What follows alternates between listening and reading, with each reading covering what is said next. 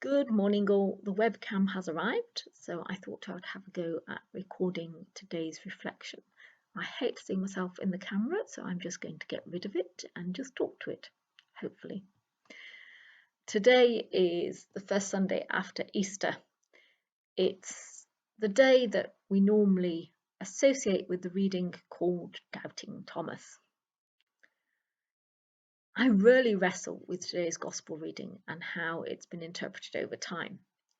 It describes how the disciples reacted when they saw Jesus. Mostly, I struggle with the figure of Thomas and how he has been portrayed, leading on from this passage over the years. Doubting Thomas, the one who wasn't there in the house with the rest and refused to believe until he'd seen Jesus himself. You know the story. Jesus appears to him, then he believes. And yet he's still known as the doubter. Now, I don't know about you, but I'm not sure entirely what my reaction would have been if I'd just been told about the resurrection and appearance of Jesus. I can be a bit skeptical at times, put it down to the scientific training. So to me, Thomas's reaction seems normal. He didn't believe till he'd seen. I have a feeling that, like me, Thomas was a bit of a skeptic. He would not believe until he first had some proof, and he didn't hesitate to tell the others that. Unless I see the nail marks in his hands, he said, and put my finger where the nails were and put my hand in his side, I will not believe it. It's a bit gory and graphic, but at least it's an honest reaction. For all that Thomas is seen as the doubter, the other disciples weren't much better. After all, a week earlier, they had been meeting in this same locked room.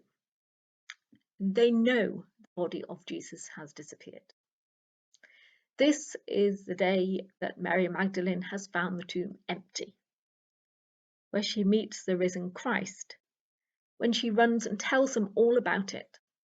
And yet, instead of being out celebrating and jubilant, the disciples were hiding in a locked room, afraid of the Jews. Probably in the middle of a great debate as to what it all means, really. It doesn't really strike me that they immediately believed in the empty tomb, in the resurrection of Jesus, that they all managed to put two and two together. They actually had to see Jesus risen before they all believed as well. It's quite a common state, really, isn't it? The show me state. I know as a church we talk about faith and believing those things we cannot understand and so on, but it would be so much easier if we could see first.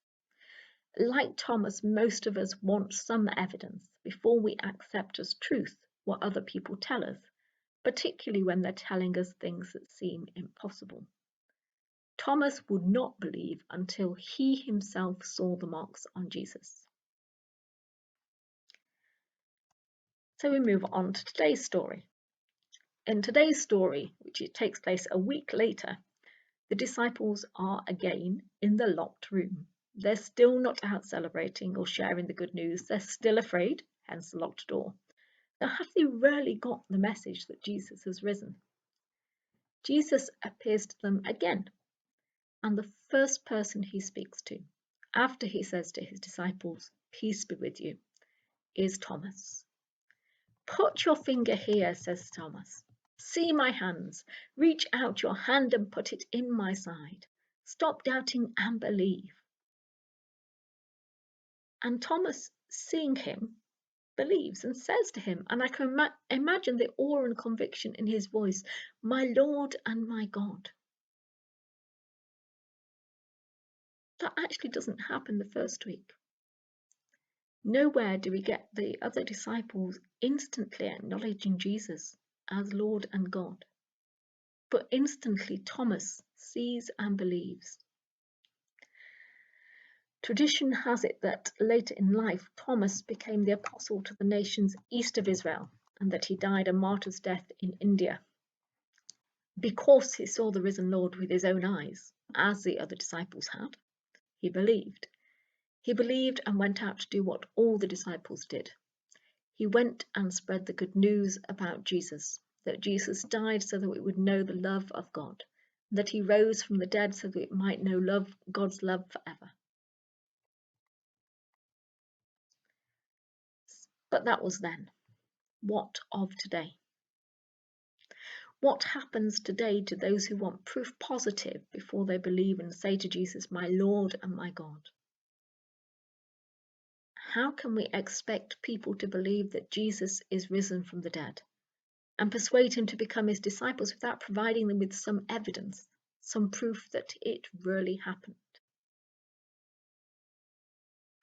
Now, I know that Jesus said to Thomas, after showing him the marks of his death, the marks of his love, because you have seen me, you have believed. Blessed are those who have not seen and yet have believed. But I don't think quoting that verse to a skeptic will help very much. There's lots of historical proof for the evidence of Jesus, but I don't think that will help very much. I think the most important way in which we can give proof of Jesus and his presence here and now in this world is through ourselves as Christians. We are called to proclaim the living God through our thoughts, our words, our deeds, our actions. We should carry the marks of Christ for others to see, that they might find it easier to believe. We need to get out of our own locked rooms. We need to believe and start to share the good news.